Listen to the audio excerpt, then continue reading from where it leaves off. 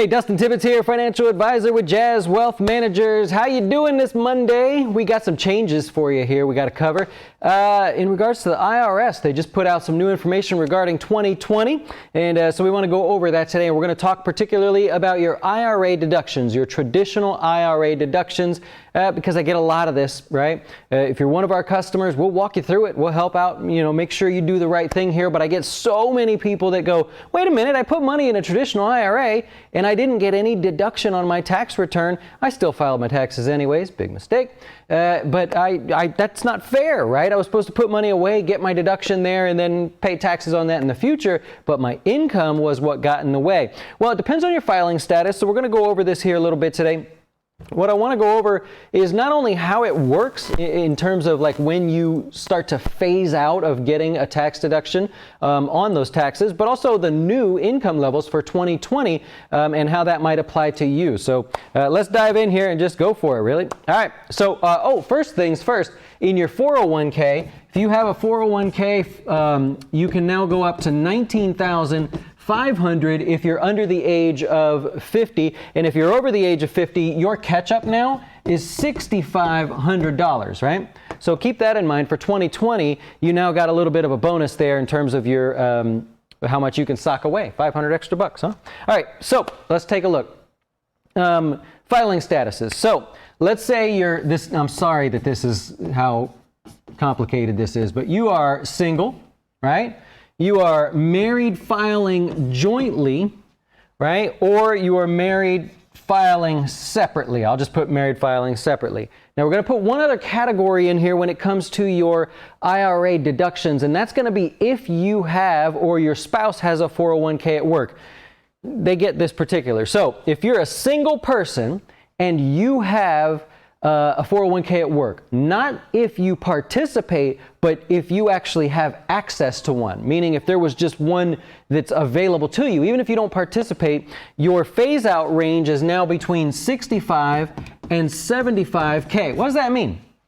Well, your modified adjusted gross income, when it hits $65,000 as a single tax filer, if you have a 401k at work that's available to you, now part of your traditional IRA deduction is not going to be allowed. In other words, you're going to find that you may have put in $6,000 and you only got to credit $5,000 or so on, or whatever it is.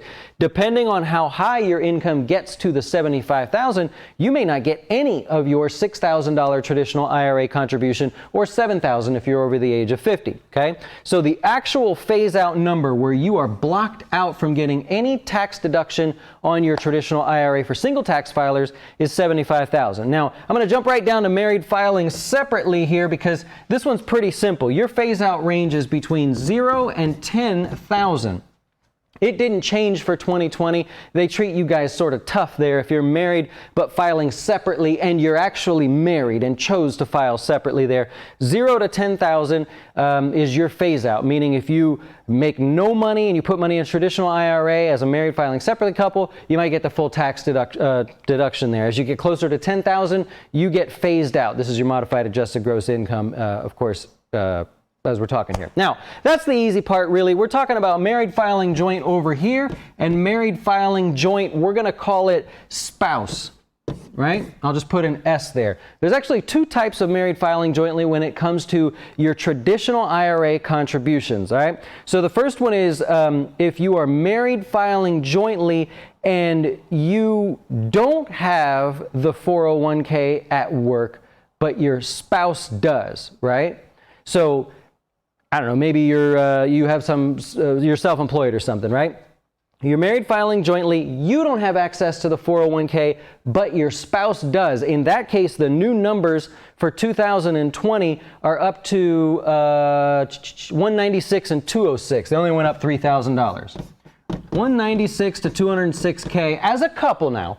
If your modified adjusted gross income is between 196 and 206, that's where you start to phase out of getting any sort of taxable tax deduction on your traditional IRA contributions. So be careful there. This is the part where I'll spend an extra minute and say, married filing jointly, you don't have access to a 401k, but your spouse does. The actual wordings are an IRA contributor who is not covered by a workplace plan and is married to someone who is.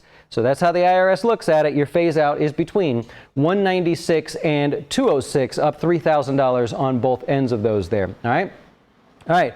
Now, if you're married filing jointly and you have access to the 401k, that's a whole different story. You could be married filing jointly, your spouse doesn't have a 401k, but you have access to the 401k. They only bump that up $1,000, but you go from $104,000 to $124,000. That's your phase out range there. And the only difference there, by the way, is if it's you that has access to the 401k versus your spouse having access to the 401k. You really, really have to know these numbers because the IRS knows these numbers. It's actually pretty simple little algorithm that they run, and if you happen to break that rule, well, you're going to be in a little bit of trouble there. So there you go. If you're single, you got a little bit of help there. Your cost of living increase is essentially what they call it, meaning now you can go between 65 and 75. You are cut off from any traditional IRA tax deduction if your modified adjusted gross income is over $75,000. Married filing separately, nothing changed there. We did a video on that in the past. Married filing jointly, where you have access to the 401k, you're at 104 to 124. Married filing jointly, but you don't have access to the 401k, you are married to someone who actually does. You guys as a couple are between 196 and 206. If you feel that this is all really super complicated, maybe you need help from someone like us. We do these videos, which is not very sneaky, but you get it. It's marketing. We hope you keep us in mind. I wear the shirt every day. There's things going along on the bottom there. Let you know, at Jazz Wealth, we are financial advisors. We help with all of this sort of stuff, the prepping and the strategy behind that. If you find that you're going to go over, and it's happened a lot this year for some reason, everybody's out there making more money, well, we help you with that. We're not just investing for you. We are helping with any aspect of your net worth. I have a funny saying where I say, I like to help you keep your dough straight. And that's just a fun way of saying anything that touches your money you need help with, we're happy to help with. In the meantime, I hope you'll check out our website there, jazzwealth.com, and I hope to see you later. 5 o'clock later today, the closing beat, it's live on our YouTube channel, Jazz Wealth Managers. It's a stock market update show we do every single day to help you out there. But there you go. For 2020, you got a cost of living increase for your traditional IRA contributions. Get out there and save some money, make the best of it, and we will talk to you soon.